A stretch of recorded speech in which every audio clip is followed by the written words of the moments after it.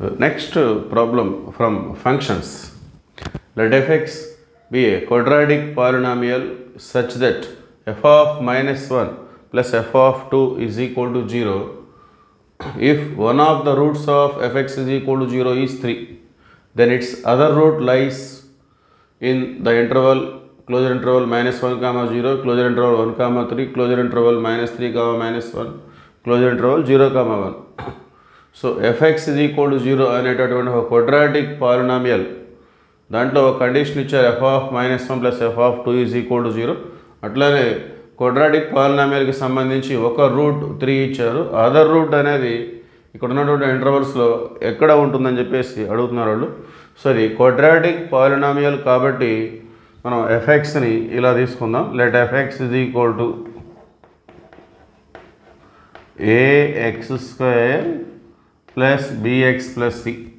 So ఇది quadratic కాబట్టి degree quadratic అంటే highest power of the variable 2. So degree 2 కాబట్టి దీనికి 2 రూట్స్ ఉంటాయి. వాటి మనం ఆల్ఫా బీటాగా తీసుకుందాం.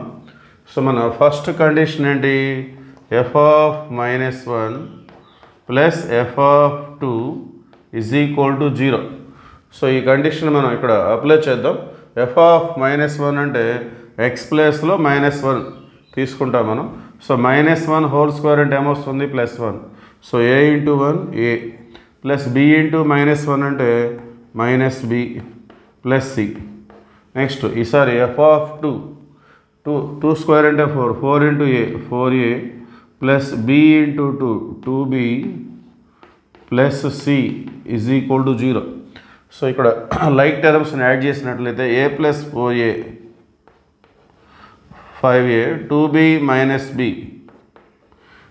c plus c 2c is equal to 0. So let us say this is equation number 1.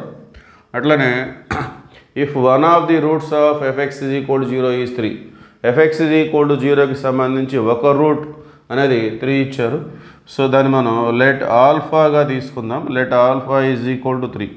మరి రూట్ అంటే అర్థం ఏంటి, ఎప్పుడైతే ఒక నెంబర్ రూట్ అయిందో అది మన ఈక్వేషన్ని సాటిస్ఫై చేయాలి.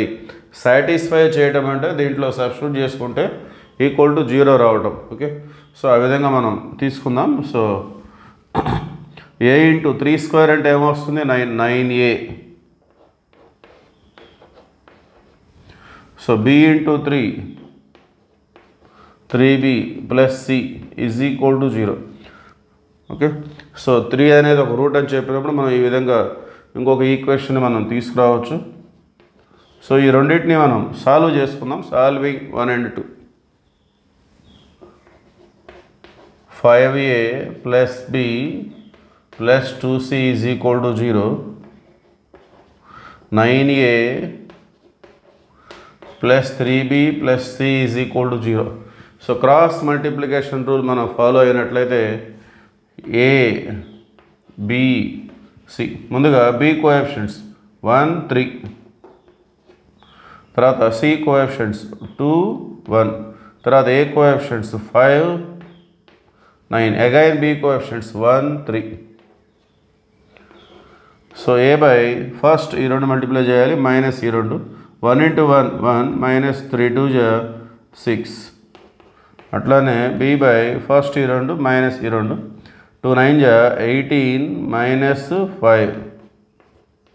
c by 5 into 3 15 minus 1 into 9 9.